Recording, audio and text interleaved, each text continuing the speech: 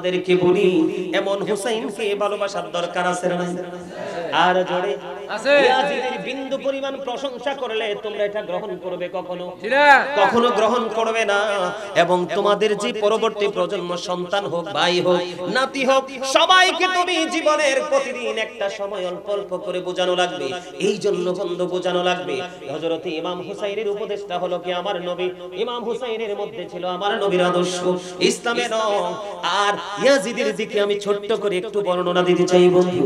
Yazid এমন একটা নষ্ট চরিত্র ছিল, ক্যারেক্টারলেস ছিল। এই জন্য আমি বারবার বলি বন্ধু, 100% ইয়াজিদ ইজ ক্যারেক্টারলেস। ঠিক কিনা বলেন? আরে আওয়াজ দিয়ে বলেন না। আমরা কি হুসাইনি কাফেলার লোক না? আরো জোরে বলেন। ইয়াজিদ বাহিনী ছিল অসংখ্য, আর হুসাইনি কাফেলাতে ছিল মাত্র 72 জন। তারপরেও কিন্তু পিছপা হয় নাই। আমি আপনাদেরকে বলি, আল্লাহ রাব্বুল আলামিন পবিত্র কালামে হাকিমে বলে দিয়েছেন, ইন্নাল কাফিরিনা কানু লাকুম আদুওয়াম মুবিনা। আল্লাহ বলেছেন, দা হেরিটেজ আর the eternal enemy of the believers. ঈমানদারদের প্রকাশ্য শত্রু হলো বেঈমান কাফেররা। কারা? যেমন ইসরাইল নামক সাদা সাদা কুকুরগুলো। গাজার মুসলমান ইরানে কেমন ভাবে হামলা করেছে। আর বন্ধু মুনাফিক মার্কা ইয়াজিদ মার্কা মুসলমানগুলো, ও বন্ধু কথিত আরব কান্ট্রিগুলো ওই ইসরাইল নামক ইহুদিদেরকে তাদের আকাশ সীমা ব্যবহার করে ইরানকে হত্যা করার চেষ্টা চালিয়েছে। ঠিক কিনা বলে? আমি এই জন্য আপনাদেরকে বলি বন্ধু, এই ওয়াজের মাঝখান দিয়ে আমি হুসাইনি আদর্শটা একটু আপনাদেরকে বুঝিয়ে দিতে চাই। আগামী দিন থেকে আপনারা নামাজ পড়তে গেলে নামাজি হয়ে যাবেন। আমি আপনাদেরকে বলি, আল্লাহর কসম করে বলছি বন্ধু, ইহুদি আপনার আমার বন্ধু চিরস্থায়ী প্রকাশ্য শত্রু। আল্লাহ বলেছে, ইন্নাল কাফিরিনা কানু লাকুম আদুওয়াম মুবিনা। আল্লাহ বলেছেন, দা হেরিটেক্স আর the eternal enemy of the believers. ঈমানদারদের প্রকাশ্য শত্রু হলো বেঈমান কাফেররা। বন্ধু তেমনি ভাবে ইয়াজিদ কিন্তু মুনাফিকের স্বরূপ ধরেছিল। প্রকাশ্যে কোনো মসজিদ ভাঙে নাই, প্রকাশ্যে কোনো মাদ্রাসা ভাঙে নাই। ও বন্ধু সে নামাজ পড়তো, সব কিছুই করত, মুখে তার বাহিরে ছিল ইসলামের রং, ভিতরে ছিল ইসলামকে ধ্বংস করার পায়তারা। প্রথমে মুসলমান, তারপরে মুনাফিক। এখন আমরা তাকে কাফের বলতেও দ্বিধা করি না, কারণ নবী এবং নবীর আহলে বাইতের সাথে বিন্দু পরিমাণ বেয়াদবি করা কুফরি, আর যারা কুফরি করে তারাই তো কাফের। কথা বলেন না কেন? আপনারা অনলাইন থেকে শুনবেন, বড় বড় মৌলবী বড় বড় লেকচার দেয়। আমি নিজেও শুনেছি গত 2 দিন আগে, ইয়াজিদকে কাফের বলা যাবে না, সুরে সুরে কোন নাউজুবিল্লাহ। আবার আরেকজন বলতেছে ইমাম হুসাইনকে হত্যার নাকি বিপক্ষে ছিল ইয়াজিদ। নাউজুবিল্লাহ বলেন না কেন? তাহলে হত্যাটা করলো কি? নির্মম ভাবে ওই ফুরাত নদীর পানি পর্যন্ত বন্ধ করে দিল কে? তাহলে ইয়াজিদকে নির্দোষ বলা যায় না? এটাকে আপনারা মানবেন? আপনারা মানলে মানবেন, আমি মানবো না বন্ধু। জীবন যদিও চলে যায়, ইয়াজিদের উপদেশটা ছিল তিনি ছিলেন একজন ইহুদি, যার নাম ছিল শারজুন বিন মানসুর রুমি। তার কাজ হলো দিনের বেলা বারর নাচাতো, মদের আসর বসাতো, মদ পান করত, আর রাতের বেলা নর্তকী দ্বারা তিনি কি করত? বেষ্টনী দিত। জোরে জোরে কন্না নাউজুবিল্লাহ। দিনের বেলা কি করত? বানর নাচাতো। কি করত? বানর নাচাতো। আর বন্ধু মদ পান করতো। আপনারা বলেন মদ কি হারাম না হালাল? আমার কথা নয়, আপনারা আমার কথায় রাগ হইেন না। কথা বুঝে বন্ধু রাগ হবেন বা খুশি হবেন। আল্লাহ কোরআনে বলেছেন, ইন্নামাল খামরু ওয়াল মাইসির ওয়াল আনসাবু ওয়াল আজলামু রিজসুম মিন আমালিশ শাইতান। ও বন্ধু মদ, জুয়া, মূর্তি, কি মদ, জুয়া, মূর্তি, ভাগ্য গণনা, এগুলো ঘৃণ্য বস্তু। এর মধ্যে শয়তানের কাজের মধ্যে বন্ধু প্রথম হলো মদ। ইয়াজিদ মদ পান করত বন্ধু, রাতের বেলা বানর বন্ধু নর্তকী দিয়ে নাচেরা সর্বশত। জোরে জোরে কন্না নাউজুবিল্লাহ। আর জোরে বলেন না নাউজুবিল্লাহ। তাহলে এমন একজন ইয়াজিদের কাছে বায়াত হতে পারে কি পারে না? পারে না বন্ধু, পারে না। আমি আপনাদেরকে বলে দে, 60 হিজরিতে রজব মাসের 1 তারিখে ইয়াজিদ ক্ষমতায় আসছে। কত হিজরি? 60 হিজরিতে রজব মাসের 1 তারিখে ইয়াজিদ ক্ষমতায় এসেছে। ইয়াজিদ ক্ষমতায় আসার পরে ঘোষণা দিয়ে দিয়েছে, যদি ইয়াজিদের কাছে বায়াত হতে কেউ নারাজি পোষণ করে, তার বিচার হলো তাকে হত্যা করে ফেলা। 60 হিজরি রজব মাসের প্রথম তার মানে মেরাজের চাঁদের প্রথম তারিখে সেই ক্ষমতায় আসলো। আর আশুরা তার মানে 61 হিজরি মুহররম মাসের 10 তারিখে কারবালা সংগঠিত হলো। জোরে জোরে কন্যা নাউজুবিল্লাহ। ইয়াজিদের ক্ষমতাটা দেখেন, মুহররম মাসে ইয়াজিদ 60 হিজরি রজব মাসের 1 তারিখ, আর কারবালা হলো 61 হিজরিতে মুহররমের 10 তারিখ। জোরে জোরে কন্যা নাউজুবিল্লাহ। বন্ধুরে আমার 61 হিজরিতে তিনি ক্ষমতায় বসলেন। ওই ইয়াজিদ বাহিনী দিয়ে ইমাম হুসাইন এবং ওনার সঙ্গী পরিবারকে হত্যা করে ফেললেন, শহীদ করে ফেললেন। আর 63 হিজরিতে খেয়াল করেন, ইয়াজিদের চরিত্র বোঝাচ্ছি, আপনাদেরকে জানার দরকার আছে না নাই? আছে। ইয়াজিদের চরিত্র আপনাদের বোঝার দরকার আছে না নাই? এটা বোঝার জন্য বলছি, ক্ষমতায় বসে 60 হিজরিতে 61 হিজরিতে বন্ধু কারবালার ঘটনা ঘটিয়েছে। আর 63 হিজরিতে জিলহজের চাঁদের 27, 28, 29 কত জিলহজের চাঁদের আরবি চাঁদের 27 তারিখ, 28 তারিখ, 29 তারিখ, এই 3 তারিখে বন্ধু মদ, জুয়া, মূর্তি বন্ধু, নেশা, জিনা পর্যন্ত ইয়াজিদ বাহিনী হালাল করে দিয়েছে। জোরে জোরে কন্যা নাউজুবিল্লাহ। এমন চরিত্রহীন লম্পটের সাথে ইমাম হুসাইন আপোষ করতে পারেনি। আপনি ইমাম হুসাইন বাদ দেন, আপনি ইমাম হুসাইন দামি না আমরা দামি? ইমাম হুসাইন, তাহলে ইমাম হুসাইনের কথা বাদ দেই। এমন একটা নষ্ট চরিত্রের মানুষ যদি আপনার আমার সমাজে থাকে, আমরা তাকে ভালোবাসবো না? কখনোই নয়, কখনোই নয়। আমরা সবাই ঐক্যবদ্ধ হয়ে তাকে প্রতিহত করব, ঠিক কিনা বলেন? এবার বন্ধু কি করলেন একটু হৃদয় দিয়ে শুনেন। 63 হিজরিতে ইয়াজিদ বাহিনীর কি তাণ্ডব! যেই মসজিদে নববীর মধ্যে বন্ধু 1 রাকাত নামাজ পড়লে, কত রাকাত? 1 রাকাত নামাজ পড়লে 50,000 রাকাত নামাজের সওয়াব পাওয়া যায়। এই মসজিদে নববীর মধ্যে ওই 63 হিজরিতে 3 দিন পর্যন্ত হাররার ঘটনা ঘটিয়েছে বন্ধু। মসজিদে নববীতে আযান দিতে দেয়নি, নামাজ পড়তে দেয়নি। ওই মসজিদে নববীর পবিত্রতাকে নষ্ট করেছে, ঘোড়া রাস্তা বল বানিয়েছে। জোরে জোরে কন্যা নাউজুবিল্লাহ। বন্ধুরে আমার, এখানেই শুধু ক্ষান্ত নয়, ও বন্ধু শুনলে অবাক হয়ে যাবেন গো। ইয়াজিদের দিকে তাকাইয়া থুতু ফেলাইতে ইচ্ছা করবে না, মনে করবেন ইয়াজিদের চাইতে আমার থুতু অনেক দামি, কারণ আমি হুসাইনি কাফেলার সদস্য, ঠিক কিনা বলেন? বন্ধু 1000-এরও বেশি মহিলা এই 63 হিজরিতে ইয়াজিদ বাহিনীর তাণ্ডবে অবৈধ সন্তান প্রসব করেছে। তারপরেও কি বলা যায় ইয়াজিদ ভালো মানুষ? জোরে কন্যা নাউজুবিল্লাহ। 700 সাহাবীকে হত্যা করেছে। মদিনার সাধারণ 10,000-এরও বেশি নাগরিককে অতর্কিতভাবে হত্যা করেছে, খুন করেছে, সকল নোংরা কাজের বৈধতা দিয়েছে বন্ধু। এই জন্য ইমাম হুসাইন রাদিয়াল্লাহু তাআলা আনহু নিজের জীবন দিয়ে দিয়েছে যুদ্ধ করে করে। তারপরে ইয়াজিদ বাহিনীর কাছে মাথা নত করে নাই। এইটা হলো আমাদের জন্য শিক্ষা। আমরা অন্যায়ের কাছে মাথা নত করব না, সত্যের জন্য লড়াই করব। আমরা সংখ্যায় কতজন সেটা বড় বিষয় নয়, আমরা সত্যের জন্য লড়াই করছি সেটা হলো বিষয়। যেমনি ভাবে আপনি ইরানের দিকে তাকিয়ে দেখেন, আমেরিকার মতো পাওয়ারফুল দেশ অস্ত্র দিয়েছে, ইসরায়েলের মধ্যপ্রাচ্যের মধ্যে পাওয়ারফুল দেশ ইসরায়েল, ঠিক কিনা বলেন? আকাশ প্রতিরক্ষা থেকে সবকিছু তাদের অনেক স্ট্রং। কিন্তু এতগুলো আরব কান্ট্রিগুলো আজকে খবর পাইলাম সৌদি আরব পর্যন্ত ইরানের ড্রোন হামলা ঠেকিয়েছে। সৌদি আরবের ড্রোন দিয়ে সূরা কন্যা নাউজুবিল্লাহ। সৌদির মতো দেশ পর্যন্ত ইরানের বিরুদ্ধাচরণ করেছে, কিন্তু ইরান দমে যায়নি। ইরান দেখিয়ে দিয়েছে জীবন দিব। আপনারা জানেন কিনা জানি না, নিউজ করেছেন কিনা জানি না, আমেরিকার ডোনাল্ড ট্রাম্প কে ইরান বলে দিয়েছে। আয়াতুল্লাহ আলী খামেনি তিনি বলে দিয়েছে আমরা কোন জাতি, যদি তোমরা চিনতে চাও ওই ডোনাল্ড ট্রাম্পকে বলেছে, তাহলে কারবালার ইতিহাস পড়ে আসো। জোরে করুন আল্লাহু আকবার। আরে আর জোরে বলেন আল্লাহু আকবার। নারাই তাকবীর, আল্লাহু আকবার। নারাই রিসালাত, ইয়া রাসূলুল্লাহ। নারাই পাক পাঞ্জাতন, ইয়া মারহাবা। শহদাই কারবালা।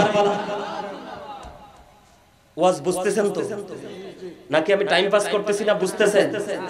আপনাদের বোঝার দরকার আছে না এগুলো, বিশেষ করে যুবক ভাইদের বেশি বোঝা দরকার। কারণ এখনকার যুগের ইয়াজিদ মার্কা মৌলবীরা তোমাদেরকে 500 টাকা 1000 টাকা লোক দেখিয়ে তোমাকে কি করবে? ইয়াজিদি কাফেলায় ঢোকানোর চেষ্টা করবে, কারণ কিয়ামতের আগে আস্তে আস্তে করে নবীর প্রেমিক কমে যাবে, সত্যিকারের ইসলাম মারা যাবে, পৃথিবীতে ঘন ঘন গজব আসবে। সেই সিমটম আমরা দেখতে পাচ্ছি, ঠিক কিনা বলেন? আরে জোরে। তাহলে ইয়াজিদ বাহিনীর সঙ্গে কি আপোষ করবেন নাকি বিরোধিতা করবেন? ডোনাল্ড ট্রাম্প অনেক হুমকি দিয়েছে, খামেনি কোথায় আছে, তাকে নাকি হত্যা করে ফেলবে, মেরে ফেলবে, তাকে ধ্বংস করে ফেলবে। আদতে খামেনির কাছে যাইতে পারে নাই, ঠিক কিনা বলে? বন্ধুরে আমার, বন্ধু, মিসাইলের জবাব মিসাইল দিয়ে দিতে হয়। কথা বলেন না কেন?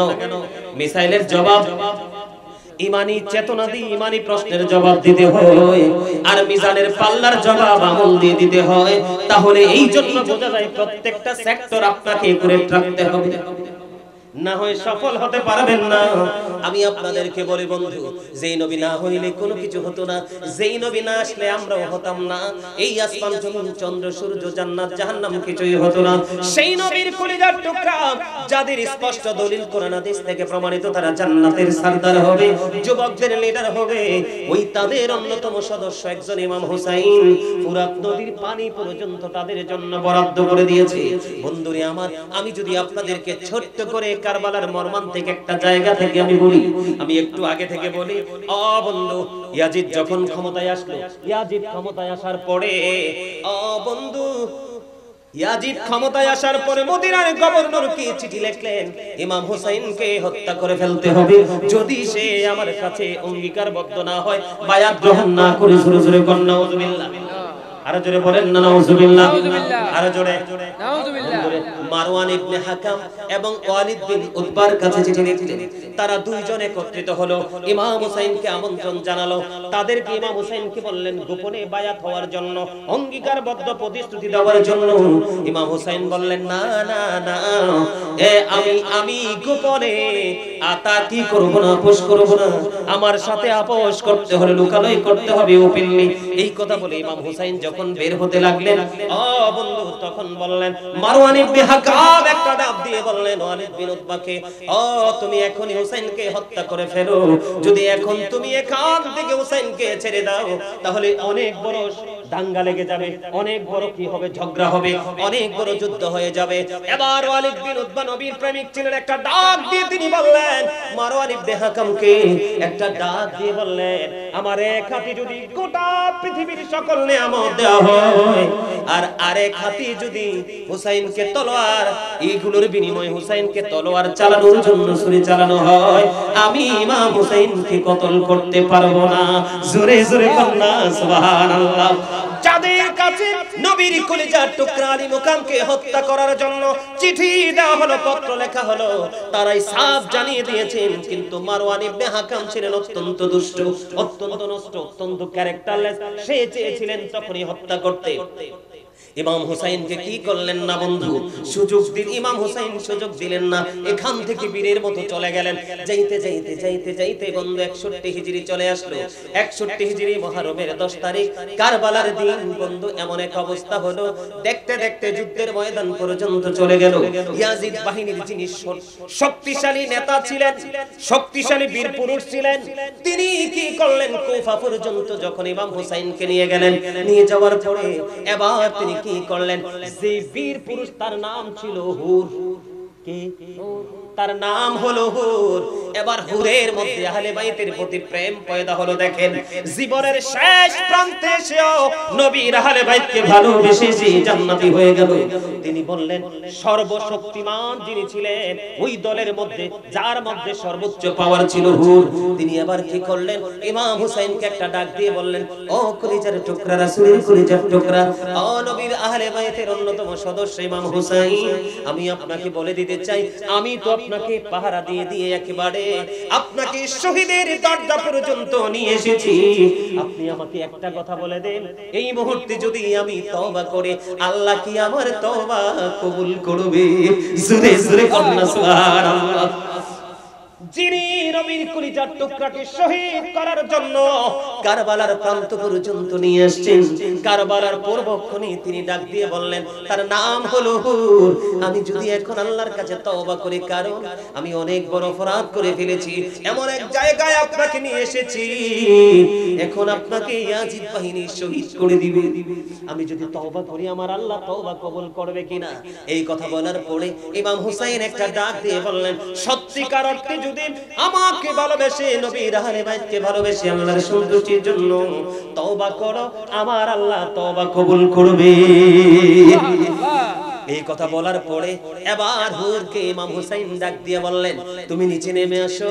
এবার হুর বললেন, না গো না, আমি ঘোড়া থেকে নামবো না, আমি ইয়াজিদের সাথে, ইয়াজিদ বাহিনীর সাথে যুদ্ধ করে আপনার পক্ষ থেকে আমি সীসা ডালা দেয়াল হয়ে যাব, আমি আপনার পক্ষ থেকে সর্বপ্রথম শহীদ হব। জোরে জোরে কন্যা সুবহানাল্লাহ। বন্ধু সেই হুর ইমাম হুসাইনের পক্ষে থেকে ইয়াজিদ বাহিনীর বিপক্ষে দাঁড়িয়ে তিনি যুদ্ধ করে শহীদ হয়ে গেলেন। একজন একজন করে বন্ধু শাহাদাতের সোদা পান করলেন। এবার একমাত্র নবীর আহলে বাইত, একান্ত নবীর পরিবারের পালা চলে আসলো। নবীর পরিবারের পালা যখন চলে আসলো, সর্বপ্রথম কে আগে যুদ্ধের ময়দানে যাবে? এবার হযরত আলী আকবর একটা ডাক দিয়ে বললেন, বাবা, বাবা গো, আপনি আমাকে অনুমতি দেন, আমি সত্যের পথে থেকে শহীদ হতে চাই, সত্যের পথযাত্রী হতে চাই গো বাবা। এবার ইমাম হুসাইন রাদিয়াল্লাহু তাআলা তিনি কি করলেন? আলী আকবরকে অনুমতি দিলেন। এবার তিনি কি করলেন? যুদ্ধের ময়দানে চলে গেলেন। যুদ্ধ করতে করতে করতে করতে করতে করতে বন্ধু এমন অবস্থা হলো আর পারছে না, কারণ হচ্ছে 3 দিন পর্যন্ত তো কোনো পানি নাই। জোরে কন্যা নাউজুবিল্লাহ, একবার বলেন আল্লাহু আকবার। ফুরাত নদীর পানি বন্ধ করে দিয়েছে, জীব জন্তু ইহুদি নাসারারা পানি পান করতে পারে, কিন্তু নবীর কলিজার টুকরা জান্নাতের লিডারের জন্য পানি নাই। এমন দুঃখ মুমিন কেমন করে বন্ধু সইবে? কোন মুমিন নবীর প্রেমিক, আহলে বাইতের প্রেমিক, ও বন্ধু একা একাই বিছানায় শুয়ে শুয়ে ওই আহলে বাইতের এই ত্যাগের কথা, ত্যাগের কথা, তাদের এই বিসর্জনের কথা, শহীদের কথা স্মরণ করে করে একা একা বালিশে শুয়ে শুয়ে কেঁদে কেঁদে বালিশ ভিজাবে, ঠিক কিনা বলেন? আরো জোরে বলেন। এমন নির্মম ইতিহাস আমি কখনো ইহুদি নাসারাদের মধ্যেও খুঁজে পাই নাই। ইহুদিরা যে তারা চিরস্থায়ী জাহান্নামী, ইহুদিরাও কিন্তু এমন আচরণ করে না, ঠিক কিনা বলেন? 3 দিন পর্যন্ত ফুরাত নদীর পানি বন্ধ। এবার যুদ্ধ করে করে করে করে বন্ধ, পানির তৃষ্ণা বাবার কাছে চলে আসলেন, তার মানে হুসাইনের কাছে। বাবার কাছে এসে একটা ডাক দিয়ে বললেন, বাবা, বাবা গো, ও বাবা, আমাকে একটুখানি পানি দাও না, আমি একটু পানি যদি পাই গো বাবা, আমি ওই ইয়াজিদ বাহিনীর উপর আবার হায়দারি আক্রমণ চালিয়ে দেব। এবার ইমাম হুসাইন একটা ডাক দিয়ে বললেন, বাবা, বাবা গো, আমিও তো তোমার মতো তৃষ্ণার্ত বাবা, আজকে 3 দিন পানি পান করতে পারি না, আমার কাছে শুধু একটা রাস্তাই খোলা আছে রে বাবা, আমার কাছে শুধু একটা অপশনই খোলা আছে বাবা গো, তোমার কাছে কি অপশন খোলা আছে গো বাবা, জানতে মনে চাই। আমার কাছে অপশনটা হলো, আমার যখন প্রায় সময় যখন পানির তৃষ্ণা লাগতো, কলিজা যখন শুকিয়ে যেত, আমি আমার নানার কাছে যখন যাইতাম, নানা, নানা গো, আমাকে একটুখানি পানি দাও, আমার কলিজা শীতল করব। আমার নানা আমার দিকে জিহ্বাটা বের করে দিতেন, আমার নানার পবিত্র জিহ্বা মোবারক চষে আমি পরিতৃপ্ত হতাম। বাবা, আমার কাছে অপশন ছাড়া আর কোনো অপশন নাই। এবারে বন্ধু অত্যন্ত দুঃখ, অত্যন্ত যন্ত্রণা বিরহের কথা, এই কথা বলে ইমাম হুসাইন তিনি কি করলেন? ওনার শুষ্ক জিহ্বাটা বের করে দিলেন। ও বন্ধু, কলিজা ছিঁড়ে যায় রে, কেমন করে মুমিনেরা এটা সহ্য করবে রে, এটা কেমন করে মুমিনেরা ধৈর্য ধরতে পারবে বন্ধু? সহ্য করা যায় না। ইমাম হুসাইন ওনার শুষ্ক জিহ্বাটা বের করে দিল। এবার আলী আকবর বাবার শুষ্ক জিহ্বাটা চষে চষে চষে চষে বন্ধ, এবার বলল, বাবা আবার চলে যাই। যুদ্ধের ময়দানে বন্ধু চলে গেলেন, যুদ্ধের ময়দানে গিয়ে যুদ্ধ শুরু করলেন। যুদ্ধ করতে করতে করতে করতে হঠাৎ আলী আকবর একটা ডাক দিলেন, বাবা গো বাবা, বাবা গো। তখনই হুসাইন বুঝতে পেরেছেন আমার আলী আকবর জমিনে পড়ে গেছে। এবার দৌড়ে চলে গেল, যাইয়া দেখে বন্ধু আলী আকবরের বুকের ভিতর তীর, রক্তের বন্যা বয়ে যাচ্ছে। জোরে জোরে কন্যা নাউজুবিল্লাহ। এবার এই রক্ত বন্ধু তীর বিদ্ধ হয়ে গেল। তারপরে বাবাকে বলে, বাবা বাবা গো জলদি করে আমার তীর তুমি বের করে নাও, আমি ওই ইয়াজিদ বাহিনীর উপর হায়দারি আক্রমণ চালাবো গো বাবা।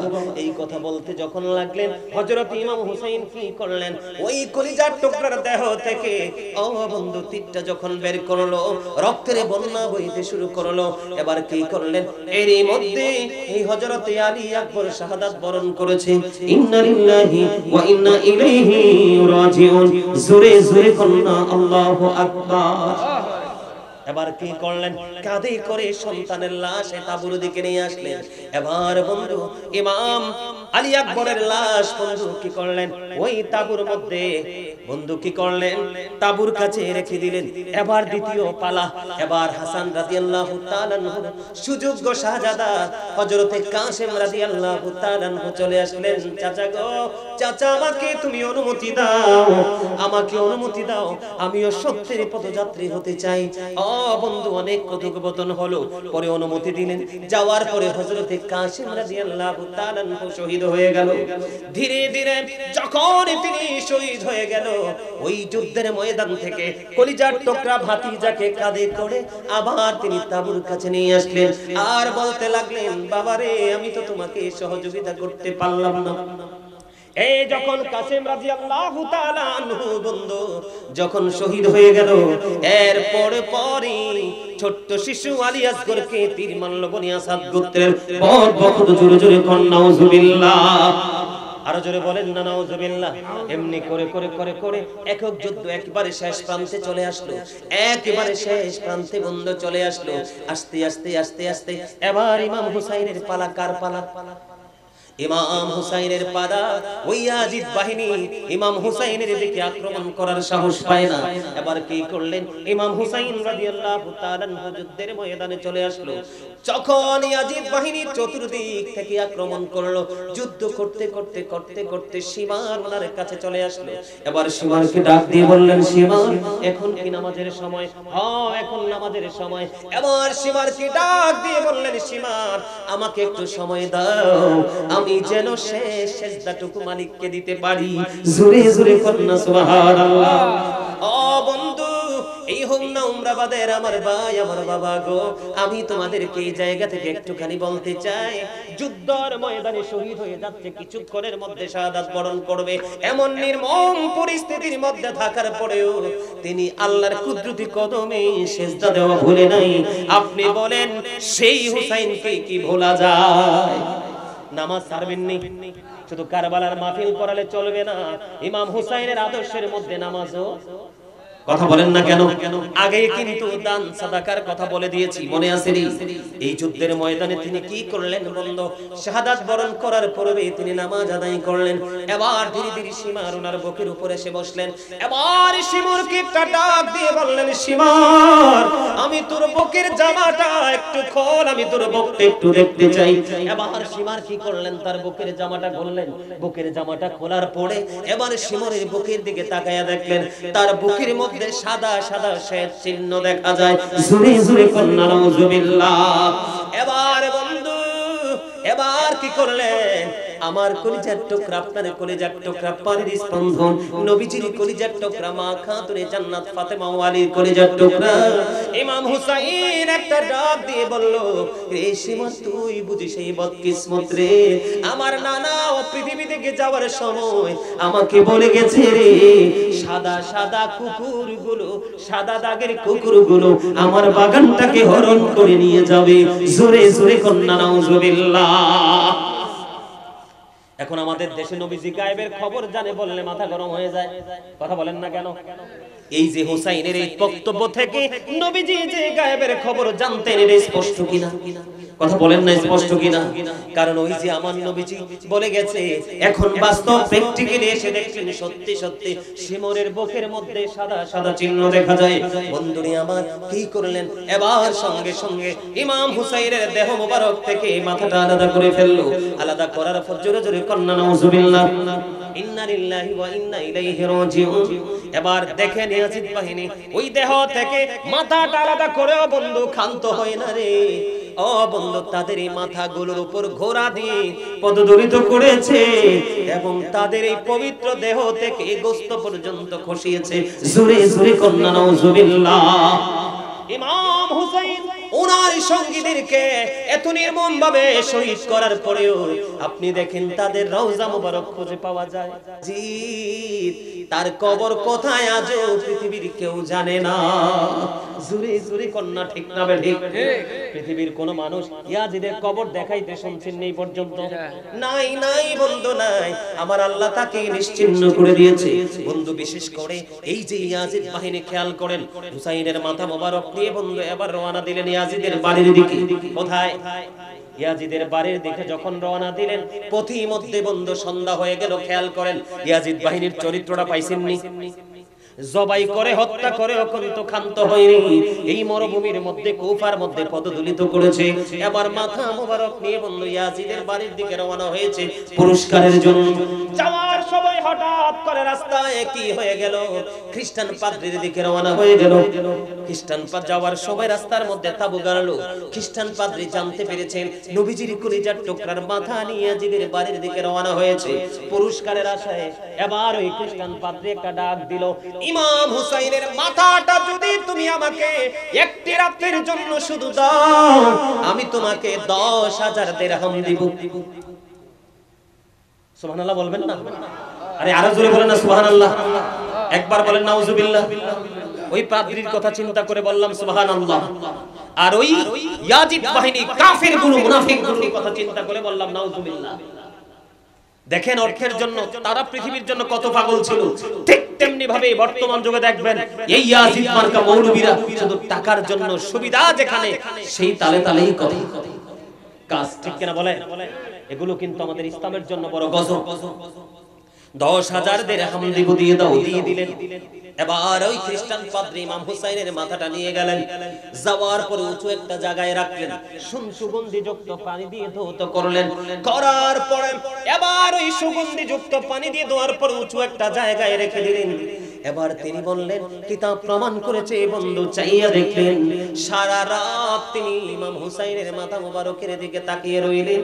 আর ওই খ্রিস্টান পাদ্রীর দু চোখ বেয়ে বন্ধু ঝর্ণার মতো বন্ধু পানি প্রবাহিত লাগলো। পানি ঝরতে ঝরতে ঝরতে ঝরতে এক গভীর রজনীতে চাইয়া দেখেন ওই খ্রিস্টান পাদ্রীর বক্তব্য। কই আমি হঠাৎ করে চাইয়া দেখি আমি উঁচু জায়গায় ইমাম হুসাইনের মাথা মোবারক রেখে দিলাম। সাদা নূরানি একটা পাখি সারা রাত ইমাম হুসাইনের মাথাটা শুধু তাওয়াফ করেছে।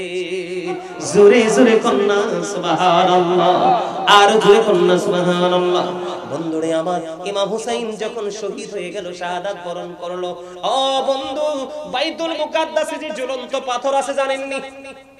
বাইতুল মুকাদ্দাসের ওই ঝুলন্ত পাথর থেকে তাজা রক্ত প্রবাহিত হয়েছে। সিরিয়ার যে কোনো পাথর সরালে রক্ত প্রবাহিত হয়েছে। আকাশ সেদিন রক্তিম হয়ে গেছে। ও বন্ধু, আকাশের অবস্থা এমন হয়েছিল, মনে হয়েছিল যেন সেদিনই বন্ধু কি হয়ে যাবে, কিয়ামত কায়েম হয়ে যাবে।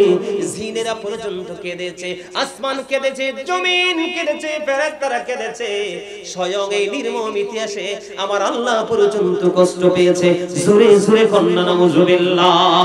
আমি ইয়াজিদ কি করেছে? ইয়াজিদ মনে করেছে, ইয়াজিদ বাহিনী মনে করেছে ইমাম হুসাইনকে শহীদ করতে পারলে, ওনার সঙ্গীদেরকে শহীদ করতে পারলে তিনি পৃথিবীতে প্রাণ ভরে রাজত্ব করতে পারবে। আমি আপনাদেরকে বলি, ইমাম হুসাইন শহীদ হয়ে যাওয়ার পরে ইয়াজিদ একটা দিন বন্ধু শান্তিতে কাটাতে পারেনি। কিতাব প্রমাণ করেছে ইমাম হুসাইনের শাহাদাতের পরে ইয়াজিদ মাত্র 2 বছর 8 মাস, মতান্তরে 3 বছর 8 মাস মাত্র পৃথিবীতে বেঁচে ছিল, আর বেশি দিন বাঁচতে পারে নাই। জোরে জোরে কন্না নাউজুবিল্লাহ। আপনারা আমাকে বলেন, 2 বছর বা 3 বছর কি একটা মানুষের জীবনে লম্বা হায়াত? কথা বলেন না, এটা কি লম্বা হায়াত? ইমাম হুসাইন শিক্ষা দিয়ে গেছে আমাদেরকে, প্রয়োজনে জীবন দিয়ে দিবে, তারপরও মিথ্যার কাছে মাথা নত করবে না। ঠিক কিনা বলেন? আমরা এটা করব তো? আর জোরে বলেন, করব তো? সম্মানিত উপস্থিতি, কারবালার ইতিহাস, কারবালার আলোচনা ছোট্ট নয়। যদি শুরু থেকে শেষ করি কয়েক রাত কয়েক দিন পার হয়ে যাবে, কিন্তু মূল জায়গাগুলো পর্যন্ত তুলে ধরে শেষ করা যাবে না। এটা অত্যন্ত মর্মান্তিক একটা অধ্যায়। সম্মানিত উপস্থিতি, আমি আপনাদের সকলকে আন্তরিকভাবে মোবারকবাদ জানাচ্ছি যে আপনারা এত সুন্দর একটা প্রেমের বাগান সাজিয়েছেন। আপনারা বড় করে হোক আর ছোট করে হোক, আপনারা প্রতি বছর এই কারবালার মাহফিলটা করে যাবেন, করবেন তো ইনশাআল্লাহ? এই যে আজকে দেখেন এত বৃষ্টির মাঝেও কিন্তু অনেক মানুষ এখানে বসে আছে, রাত্র কিন্তু কম হয় নাই, অনেক হয়ে গেছে, তারপরেও কিন্তু যায় নাই। একটা প্রেমিক যদি, সাতটা একটা প্রেমিক যদি আপনাদের এই উমরাবাদে থাকে, তাহলে আপনাদের এলাকায় আসমানে কোনো গজব আসবে না, এটা মনে রাখতে হবে। করবেন তো এটা? সম্মানিত উপস্থিতি, 5 ওয়াক্ত নামাজ পড়বেন, হালাল পথে রোজগার করবেন, বাবা মার সাথে ভালো সম্পর্ক রাখবেন। বিশেষ করে আমি আপনাদেরকে একটা কথা বলি, আজকে রাত্র আপনারা সেহরি খাবেন। এই দিক তাকান, মূল যে বিষয়টা আমি আপনাদেরকে একটু বলে দেই। আজকে রাত্রে কি করবেন? আপনারা সেহরি খাবেন। আমার নবীজি বলেছেন, ইহুদিরা বনি ইসরাইলের জন্য মুহররমের মাসে রোজাটা, তখন তাদের জন্য একটা রোজাই ছিল। কয়টা রোজা? একটা রোজা। কয়টা রোজা? হাদিস শরীফের মধ্যে এসেছে রমজানের রোজার পরে সবচেয়ে দামি রোজা হলো মুহররমের 10 তারিখের রোজা। এই রোজাটা ইহুদিরা রাখতো। কারা রাখতো? ইহুদিরা রাখতো। আমার নবীজি বলেছেন, আমরা আগামী বছর থেকে 9 তারিখে রোজা রাখবো, তার মানে আমরা ইহুদিদের উল্টো করব। সুবহানাল্লাহ বলেন। আমরা কোন ইহুদি নাসারাদের সাথে মিল রাখবো না। তাহলে আমি বলি, বিভিন্ন হাদিসে বিভিন্ন রকমের বর্ণনা এসেছে। মুহররমের 10 তারিখ, কালকে হলো 9 তারিখ। কালকে কত তারিখ? কালকে সন্ধ্যার পর থেকে রবিবার মাগরিবের আগ পর্যন্ত 10 তারিখ। খেয়াল করবেন, কালকে রাত্রে হলো 10 তারিখ রাত। 10 তারিখ রাত্রে সুবে সাদেকে পূর্বে 4 রাকাত নফল নামাজ পড়বেন, বেশি না পড়লে যে সূরা দিয়ে পারেন, বিশাল নিয়ামতের অধিকারী হতে পারবেন। মুহররমের 10 তারিখে কেউ যদি একটা রোজা রাখে, একটা হাদিসের মধ্যে এসেছে রাসূল বলেছেন, তোমার 40 বছরের গুনাহ আল্লাহ maaf করে দিবেন। আরেকটা হাদিস শরীফের মধ্যে এসেছে, মুহররমের 10 তারিখের একটা রোজা যদি তুমি রাখতে পারো, তাহলে তোমার 1 বছরের গুনাহ maaf হয়ে যাবে। জিলহজের চাঁদের হজের দিনের একটা রোজা যদি রাখতে পারো, 1 বছর পরের এবং 1 বছর আগের 2 বছরের গুনাহ একটা রোজার কারণে 2 বছরের গুনাহ maaf হয়ে যাবে। রাখবেন তো? আজকে রাতে সেহরি খেতে হবে। আজকে যদি খান কালকে 9 তারিখ, কালকে খাইলে পরশু 10 তারিখ। 2টা রোজা রাখবেন। কয়টা? 2টা রোজা রাখবেন। সম্মানিত উপস্থিতি, আর বিশেষ করে মুহররমের 10 তারিখে কেউ যদি পারেন, মহব্বত করে, গরীব হওয়া লাগবে না, ধনী মানুষই আপনি কি করবেন? বলেন, ধরেন 2 ভাই রোজা রেখেছেন। কয় ভাই? 2 ভাই। এক ভাই আরেক ভাইয়ের বাড়িতে ইফতারি পাঠাবেন। তাহলে কি হবে? আল্লাহ রাসূল বলেছেন, কেউ যদি আশুরার দিনে রোজাদারকে, 10 তারিখে কেউ যদি একজন রোজাদারকে ইফতারি করাতে পারে, আমার রাসূল বলেছেন সে যেন গোটা মুসলিম উম্মাহকে ইফতারি করালো, সেই পরিমাণ সওয়াব তার আমলনামায় দেওয়া হবে। সুবহানাল্লাহ। আর জোরে বলেন সুবহানাল্লাহ। প্রত্যেকটা এলাকায় কিন্তু গরীব অসহায় মানুষ আছে না? আপনারা মুহররমের 10 তারিখে, তার মানে রবিবারে, কি বারে? রবিবারে মুহররমের 10 তারিখে কেউ যদি কোনো এতিমের মাথায় এভাবে হাত বুলিয়ে দেয়, মায়া করে কিন্তু মহব্বত করে, রাসূলের কথাকে সম্মান করে, বিশ্বাস করে কেউ যদি এভাবে হাত বুলিয়ে দেয়, আমার নবীজি জানিয়ে দিয়েছে, তুমি শুধু ভালোবেসে তার মাথায় এভাবে হাত বুলিয়ে দিবে, আমার রাসূল বলেছে আমার আল্লাহ খুশি হয়ে তোমার আমলনামায় ওই এতিমের মাথায় যত চুল তত চুল সমপরিমাণ সওয়াব দিয়ে দিবে। যারা বলেন না সুবহানাল্লাহ। আমি আপনাদের কি বলি, আপনাদের মাঝে যদি কোনো অসুস্থ মানুষ থাকে, ওই মুহররমের 10 তারিখে একটু সেবা করার চেষ্টা করবে। মুহররমের 10 তারিখ ছাড়া অন্য সময়, মুহররমের 10 তারিখ ছাড়া অন্য সময় আমি আপনাদেরকে বলে দেই, অন্য সময় যদি কোনো রোগীকে দেখতে যান, অসুস্থ মানুষ আপনজন বা প্রতিবেশী থাকে না, কেউ ঢাকা থেকে কুমিল্লা এরকম দূরে যায় কিনা? কথা বলেন না, যায় কিনা? এগুলো মনে রাখেন, এগুলো হলো ওয়াজ, এগুলো হলো নবীর আদর্শ, এগুলো পালন করতে পারলেই নবীর দিদার নসিব হবে, মরার পরে না, মরার আগে ঘুমের বিছানায়। সুবহানাল্লাহ বলেন না।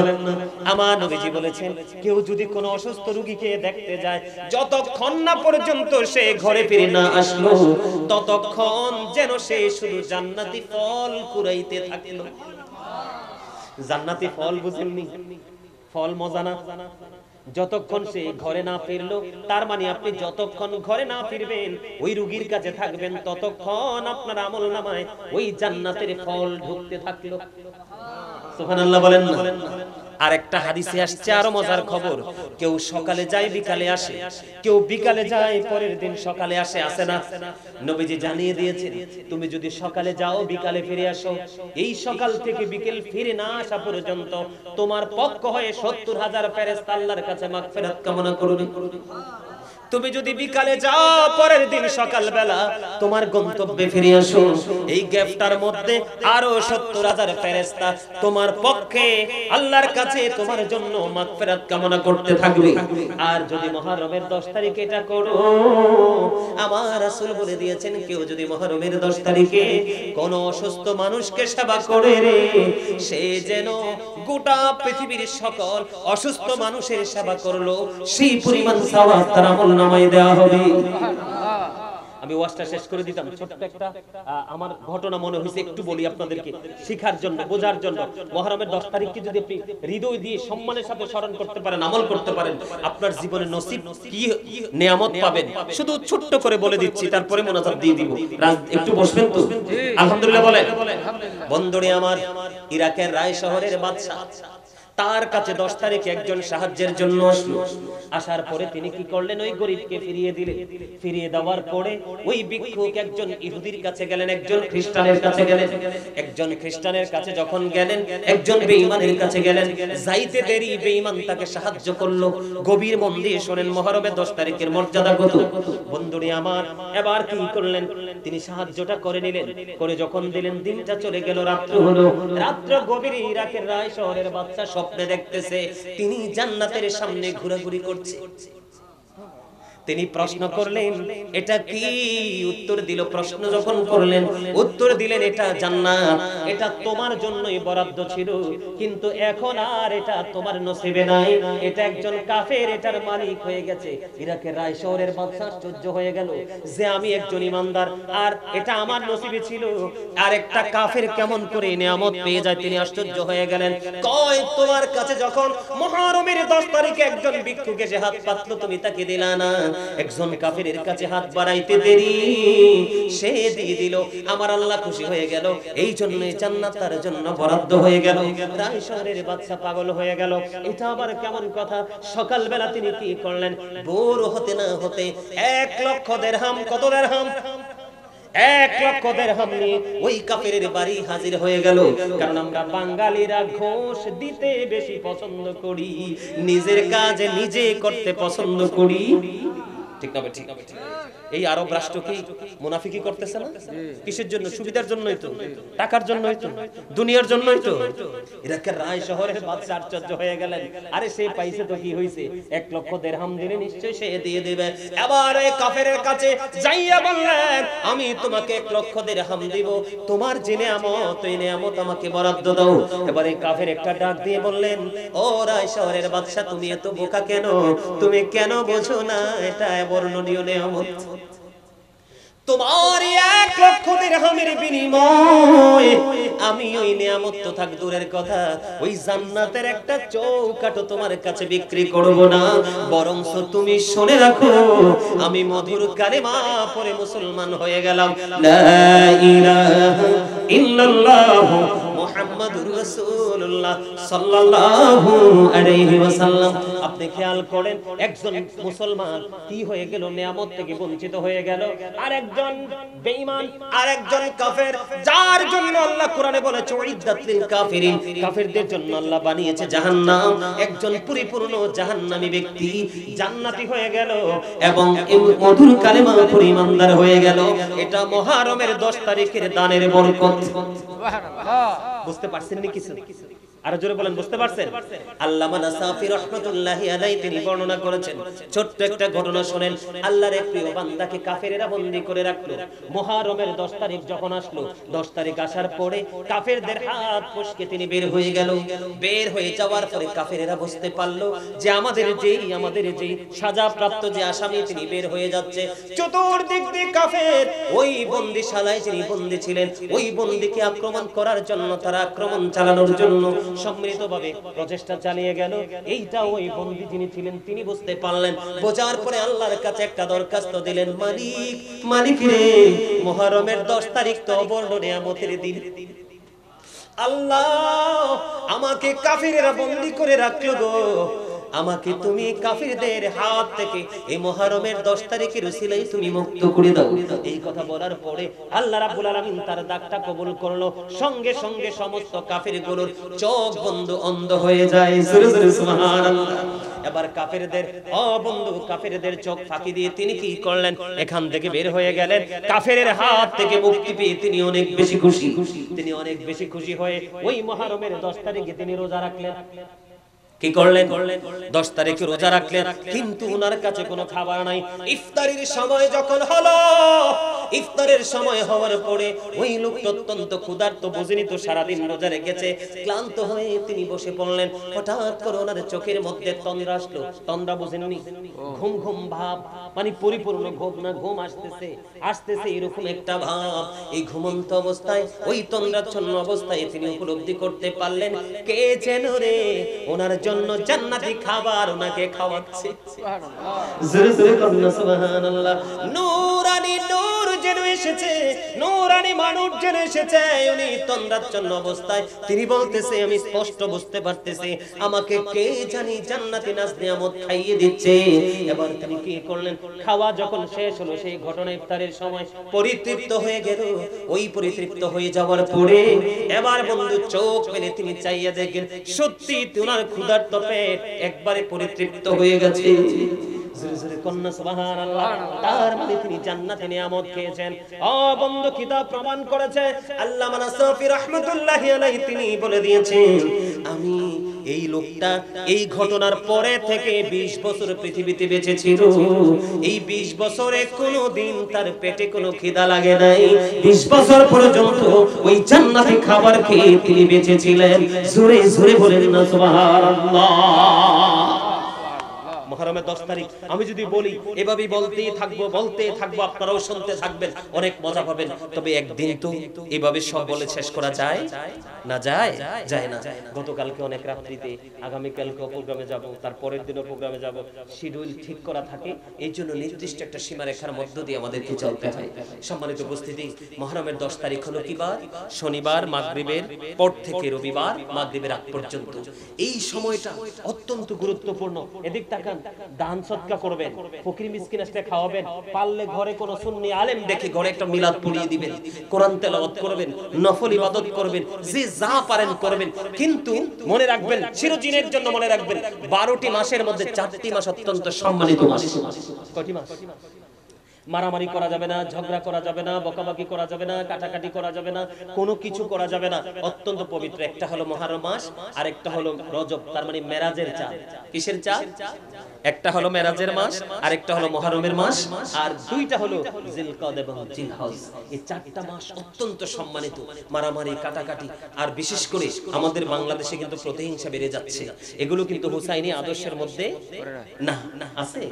হুসাইনি আদর্শ যদি আমরা খুঁজি, শুধু প্রেম, শুধু ভালোবাসা, শুধু ভ্রাতৃত্ব, অন্যায়ের সাথে প্রতিবাদ করা, এগুলোই পাই আমরা খুঁজি। ঠিক কিনা বলেন?